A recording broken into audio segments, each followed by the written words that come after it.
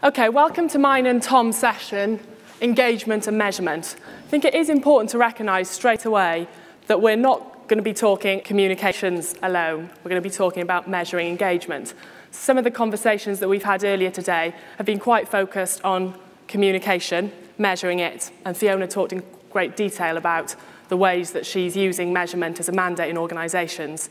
We're going to talk about both of those things, but it's important to be clear on the distinction and that there is a distinction between those things. So we see engagement as an output of, among many things, great communication. So why this topic? We've noticed it cropping up, the word engagement, increasingly in internal communicators and HR people's job titles. So we've noticed that and we think that's something interesting. We see engagement as an output. Adrian talked earlier about rational, emotional, and behavioural engagement. And any internal comms strategy that we put together or any internal comms plan focuses on those things as an outcome. We also noticed that the CIPD Winter Outlook survey launched back in December suggested that engagement in organisations was at its lowest since 2005. So we thought it was a particularly interesting topic considering its role and our remit in it as communicators. So I'm going to be joined by Tom Smith, who leads our talent management and assessment service line. What that means when he's working with Comment8 is helping us on some of the internal communications audits we do, as well as some of the measurement around engagement. What we're keen to do, and we were keen to do at the round table we ran in January on this topic, was progress a conversation. So we know that McLeod and Clark have set a brilliant foundation for conversations about engagement in organisations and have elevated its importance. We know that the definition, although slightly different in different organisations, is also well understood, what engagement is and what it means. So we wanted to find out what was happening in practice and what that meant for our roles. So Tom's going to introduce some of the content before I come back on. Thanks, Nat. Thank you. So Tom Smith, in lane 4, I tend to get involved in all the measurement stuff. So people find that sometimes I get too bogged down by the measurement. So we'll have a conversation around how easy it is to get bogged down on measuring things to do with engagement. So one of the things that struck us when we had this dinner was how surveys have grown in size. You know, what started off, what Marcus Buckingham called it 12 items that you see in the Gallup, in some surveys is now 140 items. How did it get to that point? Right, because we go to our line manager, our CEO, and they tell us, can we add this and can we add that? And we never get rid of stuff. And I know some of you are grappling with that. I want to bring some insight to that. I guess it's at this point that I say something like, that accent there is Welsh. Mine is not Welsh. Some people think it is. It's a Gibraltarian accent. I'm from Gibraltar. Please don't confuse me with somewhere like one of my colleagues did in a little village in North Wales. I reassured him I wasn't from there. I had never been there. Nothing wrong with that at all. But it's, anyway, so it's a Gibraltarian accent. That'll remove some of the interference that you might have. Where is he from? Now you know. Now you can concentrate, right? The rest is down to content. Okay. So just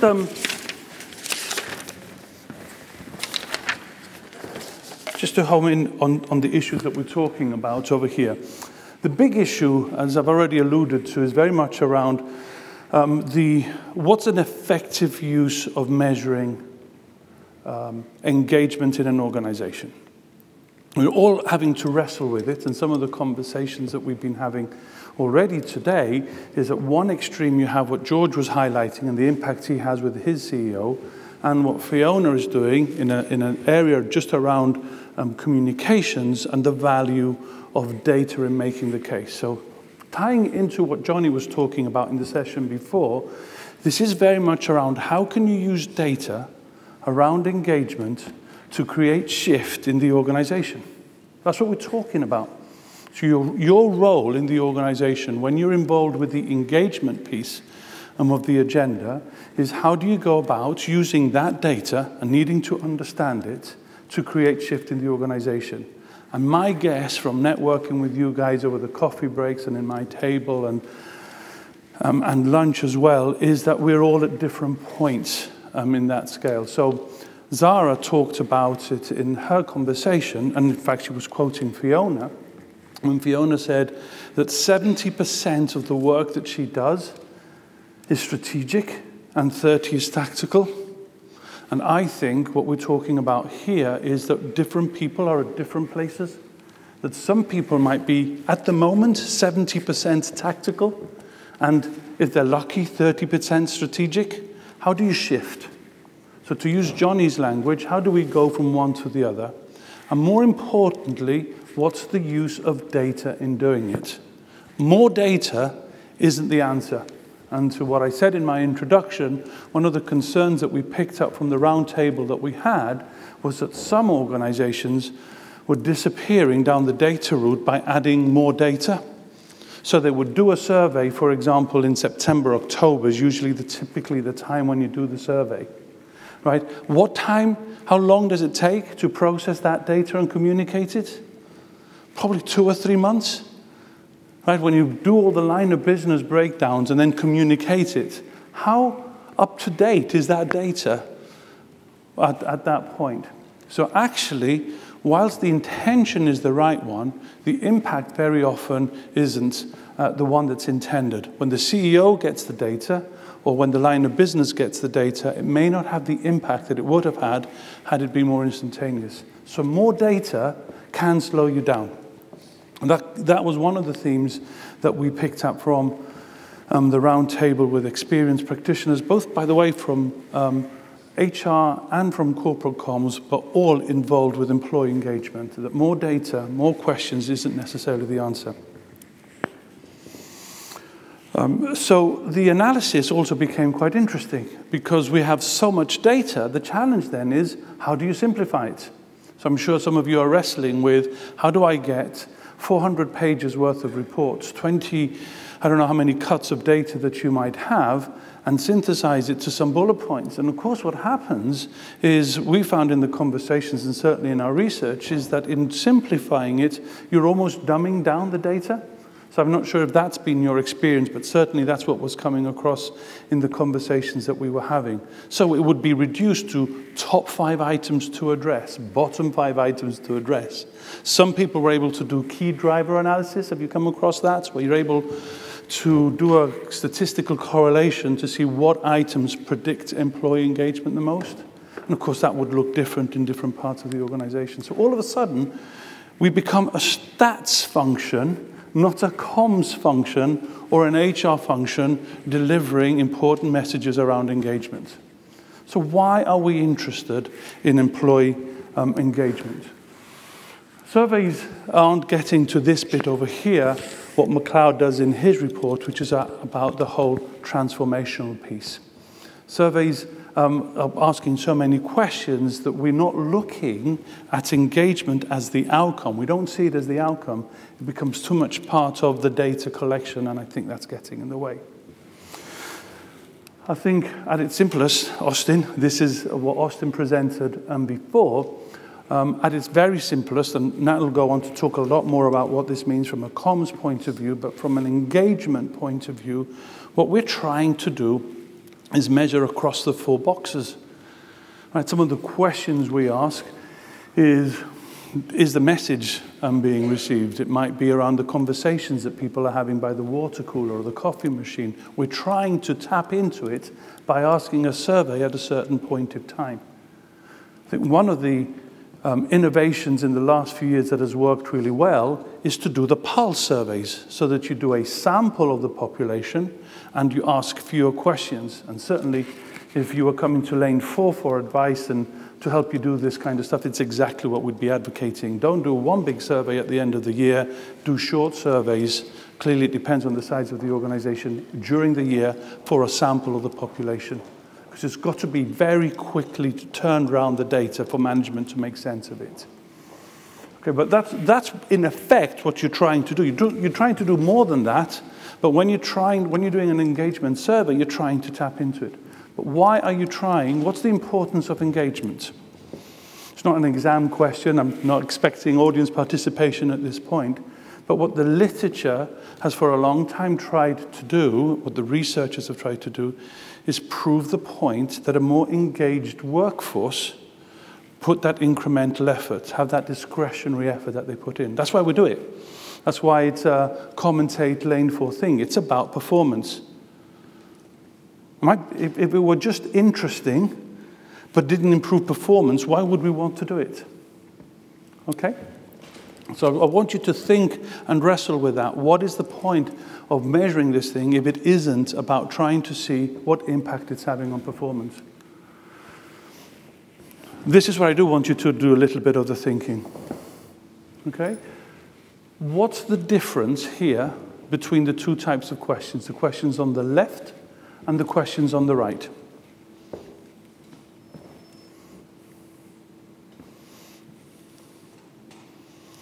How are those questions different?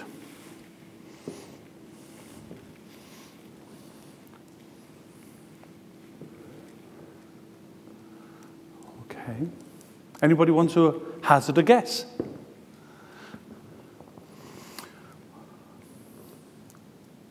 Okay. Let's tease the questions out a little bit. Actually, these are questions that you'll see in most employee engagement surveys. All I've done is I've teased out the ones that measure, if you like, what Buckingham originally did with Gallup, which are about engagement, versus the ones that are about satisfaction. So the ones on the left are about employee engagement, typically, and the items on the right typically measure employee satisfaction. And the importance of this is that you see these in most surveys. The ones that measure engagement, however, are the ones that are going to have an impact on performance. Having a more satisfied workforce, we're talking about over 50 years of research in this country, in the US and other countries, that show that actually having a happier workforce, a more satisfied workforce, does not have an impact on performance. It's a myth. More satisfied workers do not increase performance. They're just more likely to stay. Right? They get on with their mates, they have a good time, but come 5 o'clock, if the mate says, shall we go down to the wine bar? Shall we go down to the pub? In Lane 4's case, it's a walnut tree on a Friday. All right? We're more likely to say yes to that. Actually, engagement, what gives you that incremental effort, are things like, I'm very committed to this organization, my manager challenges me to perform better all the time. And those are the things that we're interested in looking at measuring. If we had a choice of items, of course we want to see satisfaction is important, because if people aren't satisfied, they will leave. But what we're interested in what people are saying they're going to do. Okay, so if you had to choose items, think about what it is that they're actually tapping into. The second thing to think about is what researchers in this area refer to as the say-do gap. The say-do gap. So the people will say, actually, I have conversations with my line manager. What's your measure of actually how many conversations they have with the line manager? So for this to actually work, what people say needs to correlate very highly with what people actually do. And very often when we're involved in the employee engagement measurement work, what we don't do is we don't do enough of measuring what people actually do. So one item that gets measured a lot in these surveys is, I intend to be here 1 year from now. What's your turnover statistic? Because that's what really tells you what the correlation between the two is. So for you to think about, when you go away from here, when you're involved in engagement survey data or engagement data, what are you measuring in terms of what people are saying? Keep those down to a minimal. More isn't necessarily better. And then how does it correlate with what people are actually doing with their behaviors? One way of doing it, I like this example because it actually reflects a particular organization. So this organization is a retail organization. Nat mentioned before how engagement levels in the UK and in the US are at an all-time low at the moment, and it is because it's a reflection of the economy in many ways. But this particular organization that was used to talking to its clients, to its management about Net Promoter Score with its clients, created an employee Net Promoter Score, right? So this takes employee engagement index to another level. And all it does, just like a Net Promoter Score, it gets all the detractors, all the scores that are negative, and subtracts it from all the promoter scores. It's exactly how you would measure a Net Promoter Score for clients, but now it's doing it for employees. And why is that interesting? Well, because you're using the same language that management, similar to what Fiona was saying before, that management are used to hearing in their weekly, monthly updates. Now you're not talking about Net Promoter Score for clients who would recommend you to other clients, but they're using it also to access information around how employees think about the organization. Okay. Those are just items that we in Lane 4 tend to use, and the statistic that you get, the employee Net Promoter Score, is an average of all of those over there. But just one simple question, I would recommend this company for others to work in, and taking away the detractors from the promoters will give you a Net Promoter Score. Just one particular item, we tend to look at it this way. Okay? And finally, this, before handing back to Nat, this particular piece around what you're listening into the conversation is around sentiment. In the roundtable that we had, I think one of the things that spooked me a bit, and I think some of my colleagues around the table, is what some organizations are now starting to do, which is they're taking the whole notion of sentiment analysis, and it was mentioned this morning as well in terms of what's happening in other companies, where you're able to pick up the mood of the organization to see what it is, how people are talking about the organization. They will do a content analysis of the conversations that people are doing. For me, it's a little bit too MI5, but what it does show is how interested senior execs are around the mood in the organization. It takes this to another level, right? If you remember during the Olympics, seeing that we had Greg before talking about his story, remember what EDF Energy did with the Millennium Wheel, with the London Wheel? It would change color depending on the mood of the organization. That's a very, very elaborate version of sentiment analysis. They were picking up tweets that people were doing around the Olympics, analyzing it, and it would light certain parts of the wheel. The other bit that they found out, by the way, I don't know how they did this, that Plymouth was the one that had the most optimistic outlook during the Olympics to any other town. Clearly, if you are a Plymouth Albion fan now, struggling in the foot of whatever division they're in, it would not be that. But at the time, they were using sentiment analysis to light up the wheel. Okay? And organizations are now looking at how they can use that to measure sentiment in the organization. We're not advocating that, but what I'm just saying is this is what line managers and execs are looking to understand.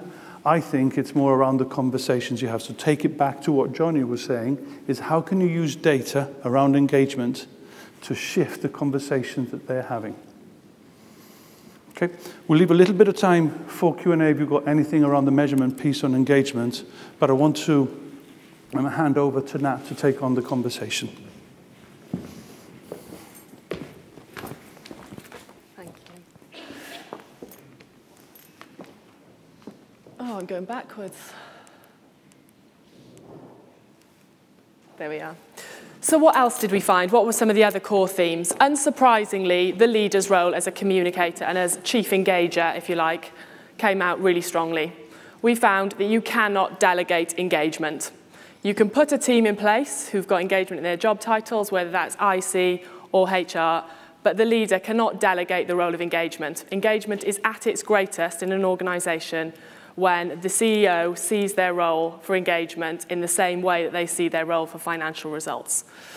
One of the nice quotes that came out, don't be a jerk.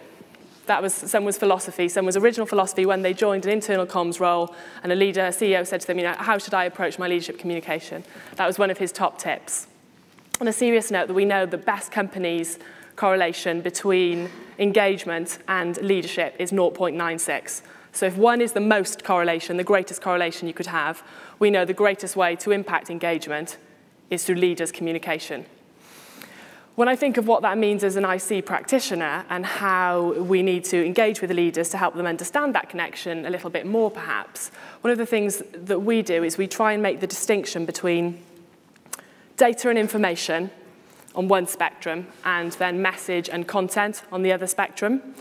So we've talked a lot about financial results and financial data, making that meaningful for people. So the analogy might bring it to life a little bit more is, imagine as a communicator, you're a journalist, and it's the day of the Chancellor is announcing the budget. The data and information you might have as a journalist is fiscal deficit. The information might be that there's going to be a VAT increase. As a communicator, it's your responsibility to take that data and information and turn it into a message for your particular audience. So that might be your local newspaper in Cardiff, for example. I am Welsh, as Tom's pointed out, or Gibraltar, wherever you are. That might be your message, that a family of 4 from Cardiff are going to be £20 worse off a month. The content or the story that will engage your audience is finding that family of 4 and painting a story, painting a picture around it. So when we're working with leaders, we talk about that, the difference, and our role as communicators, I think, is to synthesize and translate that data and information into a compelling story for people, if we know that communication underpins engagement and the leader's role is very important. Another theme that came up really strongly was the use of the word engagement, and that perhaps it's becoming a little bit overused. It feels fairly well understood in lots of organisations, but George talked earlier about Sarah Lava, who's his head of internal comms, and I think she's taking on that strategic role that he talked about when he talked about end-to-end communication. I spoke to Sarah a couple of years ago when we were starting some of our research into internal communications, and I asked her what was what was the fundamental component she was looking for in an internal communicator. And sort of without a breath, she said to me, commercial acumen. I thought, that's interesting. I know it's important to have that. She said she would expect someone to be able to brief a photographer. She would expect someone to be able to run an event. She'd expect you to be able to write brilliant content for the internet. She said her mandate to have a strategic conversation is being able to talk the language of the business and not the language of a communicator, which is what Fiona talked about earlier as well.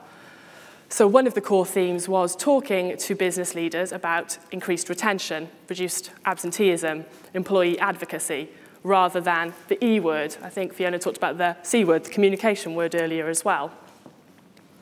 And when I talked about message, information, data, information, message, and content, and the need for leaders to translate that way, it's ironic that we as communicators are missing a trick maybe in translating back the other way, and that we maybe need to understand our audience a bit better and be able to speak the language of a CEO.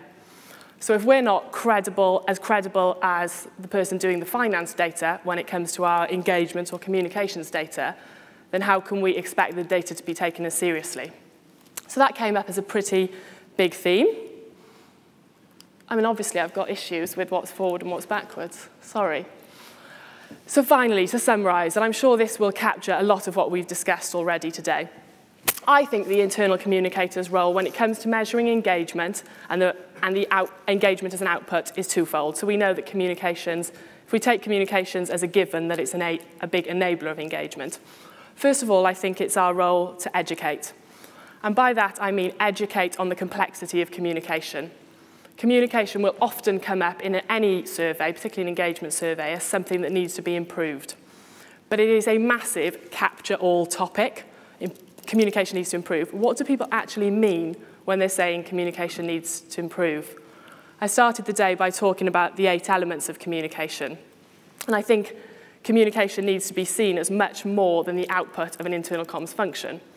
So I think our education role is about helping people to unpick whether it's the sender who needs to improve the way they communicate. If it's the message, if it's the wrong message, it doesn't fit with the strategy. If it's the content of the message that has an impact on somebody, whether it's your systems or channels.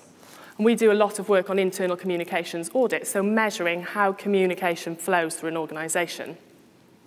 How that links to engagement is, I think, if you're measuring communications very well, you'll be measuring engagement as an output. If you're measuring engagement well, you'll have communications in it as a driver. So they're those 2 distinctions I would make. When it comes to enabling, I think we've covered, it's been a topic of the day, enabling leaders and managers, particularly managers, to be better communicators, to make sense of the organisation's strategy for people and what it means for them and their day-to-day jobs.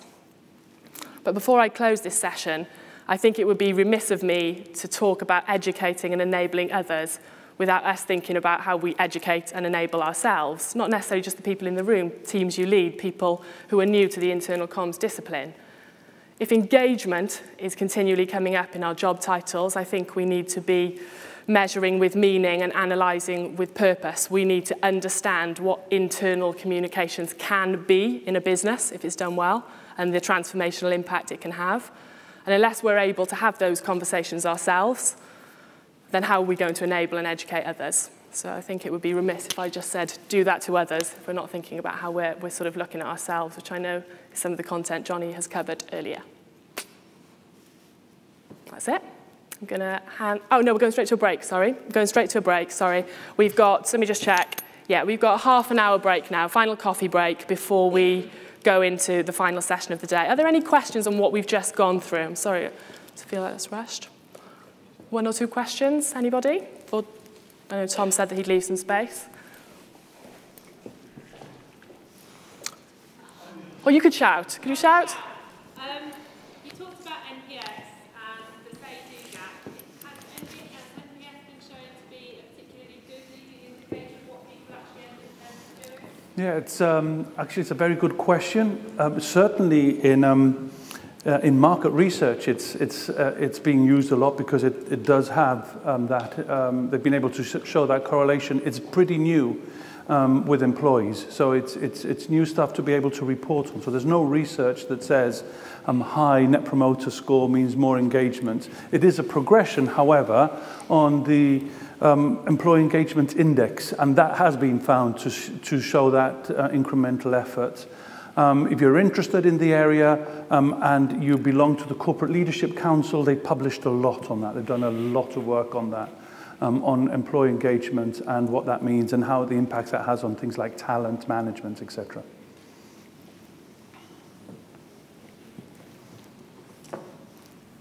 One more question? It was just an observation, really. I mean, you spoke, obviously, about engagement as being something you get rather than something you do. And you also said that engagement is well understood in businesses. I'm not sure it is, actually, because my sort of sense is that I'm being told to go away and engage my people for Which is exactly what we do. Sprinkle some dust on them, yes. Yeah. Yeah, and I think what came up from the roundtable was that it's an overused word and that it might have different meaning in different organisations. What we didn't want to do at our roundtable was redefine it because of all the work that had been done by McLeod and Clark, and ultimately we think it's an output. So that's what I meant by that. But absolutely, I mean, one of the things that people discussed was it not being passed over to a function to do it. Having said that, George talked about an end-to-end process. I think as intuitive as communication as a driver for engagement is, there will be a series of activities that need to be in place to allow something to happen. What I wouldn't want to be happening is for a series of transactional activities, that's just pushing out communications and leaders not to be able to have those types of more transformational conversations with people. So I think it's both of those things. I think there was a view in the roundtable as well that the McLeod report came out almost 5 years ago, and that on the transformational side, how little progress had been. That for all the issues that were highlighted then, some of them were still wrestling with line management and similar issues. So whilst we understand it better, we've got more data to show it, for organizations that are stuck, they've remained stuck for a while, which is why a process like the one that Johnny had for us just after lunch, where you're working but using data to drive that, will hopefully create some shift. One more question before... Now we're standing between now and you and the coffee break, Austin. Well, we're around. If you want to ask any questions and follow up, please come with your cup of coffee and share your views, your thoughts, your reflections on the stuff that you've done, and any questions that you might have. But thank you very much. We'll be back at 4:15. Thank you.